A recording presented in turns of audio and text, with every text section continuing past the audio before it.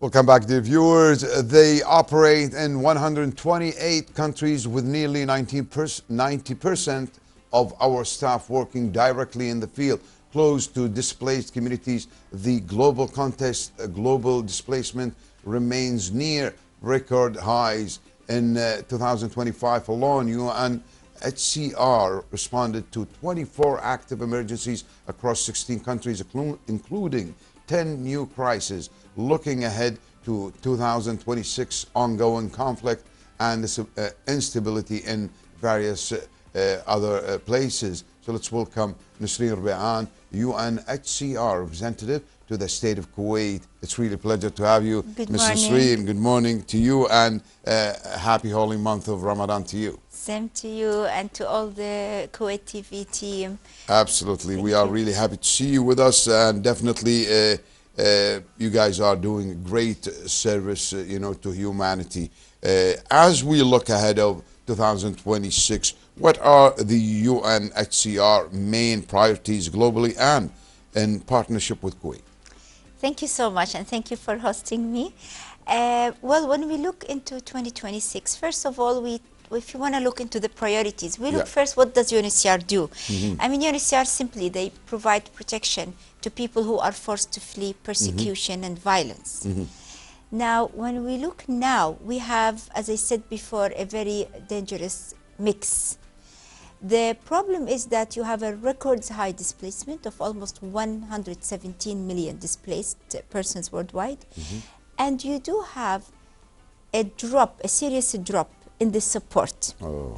So donor fatigue, other priorities, and you've mentioned in how many emergencies UNHCR continue to operate, 90% in the field. So our priorities here, we are 21% funded. Our total budget requires almost $8.5 billion. Wow, that's a lot. With 21% funding. So when we are working directly in the field, directly with people, how are we going to sustain the assistance with 21% funding? Definitely, it's a hard task. It's a very hard task, and there is a high expectations because they say that the UN does not deliver. The UN delivers when they get the support to deliver. So when we talk about priorities, the first priority that we need to continue to deliver, we need to continue to work and deliver life-saving assistance. But as our new High Commissioner, the newly appointed High Commissioner, Mr. Barham Saleh, also said, we understand the fatigue, we understand the donor fatigue, and we understand the other priorities. So we need, together with the essential requirement to continue to provide life-saving assistance. You need food, shelter. That's inevitable, not negotiable. But we also need to look of how we could provide solutions, long-term, impactful solutions to refugees, so they become self-reliant and they're able to depend on themselves, and therefore the reliance on the critical life-saving drop down, and that will make it. So this is the priorities.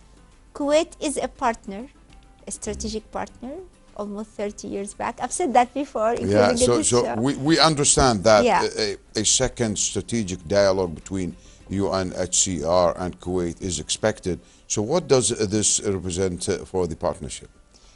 Well, when we talk about strategic dialogue, what will be the understanding? What is a strategic dialogue with a member or a state member or a partner? It's in a way that it translates a long-term, solid, sustainable partnership into a clear framework with action points, with a vision, for a common vision forward. And this is exactly our relationship with Kuwait. It's a partner for over 30 years. It's a sustained partner. It's a genuine partner. It's the humanitarian principles is invested in this partner. Therefore, UNHCR requested from Kuwait to hold the first strategic dialogue, which we did in May 2026, under high-level leadership. It was at the level of, at that time was the Deputy Foreign Minister, His Excellency Sheikh Jarrah, with our Deputy High Commissioner. So we looked into how we could further strengthen this partnership beyond just monetary value, but also into an action plan that would have a long-term strategic impact. As we said, beyond just how can we just go beyond just the short-term impact into, through this partnership, to have a long-term action plan. And alhamdulillah, it was a very successful dialogue last year. Yeah. And now we're working for 2026 here in Kuwait, because it was in Geneva, to have the second strategic dialogue. Amazing. Thank you. So 10 years with the Kuwait Fund and expanding proposals, UNHCR and the Kuwaiti Fund are making nearly 10 years of partnership.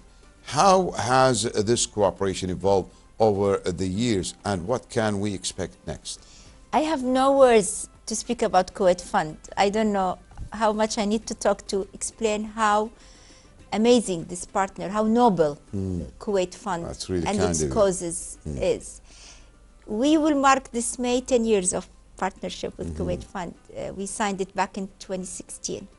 2016. Yes, wow. And now 10 years of an amazing partnership. I mean, I've been here, out of these 10 years, I've been here 5 years. 5 years. Working together with Kuwait Fund. So before that, where were you? I was in Romania, in Bucharest. Oh. Yes. So yeah. From Romania to Kuwait yeah. now, and totally different context, but 5 years working closely with Kuwait Fund. These 10 years showed that, I mean, more than millions of refugees were supported. So I just want to ask you, yes. Maybe this is out of the yes, context. Please. So how long have you been in Kuwait now? 5 years? 5 years. Okay, so you have a lot of friends now. I have lots. I think wherever I go in Kuwait, there is someone I know there. Okay, I mean, alhamdulillah. So were you born in Kuwait or? No. I'm Jordanian. Jordanian. Born, lived, raised in Jordan. Born and raised in 25 years with UNHCR. And Kuwait is my 11th duty station. Wow. So you traveled a lot around, and that's really good, you know, to have this beautiful experience, you know, yes. between the world. Yes. So yes. tomorrow the UNHCR will renew the honorary patron title for a Kuwait humanitarian figure. What does this recognition represent? So the title is the patron, if I may say it in Arabic, Ra'id al-Ata. It's an honorable title for a personality. Nice. That shows genuine commitment, genuine engagement, genuine advocacy in amplifying the voices of refugees. And for the past 2 years, Dr. Jamal Al-Nouri, the current chairman of the International Islamic Charity Organization, and also the former chairman of Abdullah Nouri Foundation, or the current, he has been displaying this amazing role in support of the cause of refugees through an annual sustained campaign, winterization campaign, that supported thousands of refugees in Jordan, Lebanon, and others, through supporting us in joint missions, through being a speaker in the Global Refugee Forum and others. I'm just mentioning examples. And it's not only in the past years we had 2 patrons from Kuwait. Imagine the small size of Kuwait. You have 2 patrons. 2 patrons, and also Dr. Majid Al-Azimi. Tomorrow we are going to renew for another 2 years for Dr. Jamal Al-Nouri in recognition of this ongoing services. Amazing. But if I may just compliment, that is part of the Islamic philanthropy. So we spoke of Kuwait Fund at the government side, but we also speak of how Kuwait has an impactful and meaningful engagement in philanthropy also at the private sector side. Nice. And tomorrow giving that title will reflect not only Mr. Jamal Al-Nouri in his amazing personality to support us, but I believe every single Kuwaiti. No, it's well just known. A reflection of all the Kuwaitis. The establishment of Abdullah Nouri, definitely. It's well known for its philanthropy. So during your service across 11 countries, how did Kuwait stand out to you? And are there particular moments that remain close to your heart? Yes, I mean, as I said, Kuwait, 11 countries. Unfortunately, I'm finishing this year my term in Kuwait, yes, and so moving to my 12th duty station. Okay. You know, wherever you go, there is a difficult humanitarian context in the past places where I went. But the causes are always same. It's violence, it's war, it's persecution. Yeah, absolutely. So wherever you go, you know that there is misery here, and you need to do your best to prevent. Being in Kuwait, I am working on the other side with people of how can you help doing that. So yeah, from the tragedy from the field scenes, to the so how yeah, that's really came to my mind, Ms. Nisreen. I mean, you've been through a lot, and you've seen a lot of really sad scenes and tragedies. I mean, would that reflect on you? Do you? I mean, do you daydream, or sometimes?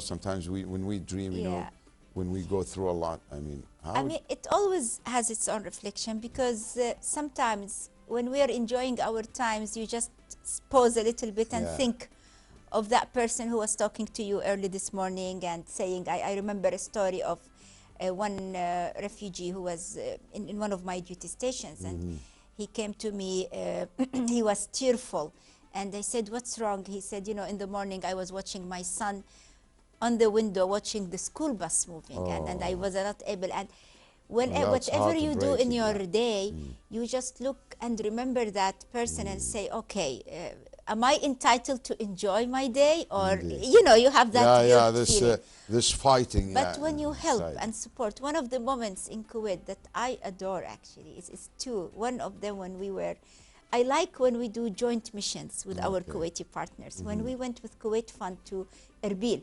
to launch the project, which is a huge center, wash services. And there were children there, and they start playing music and start show how happy they are.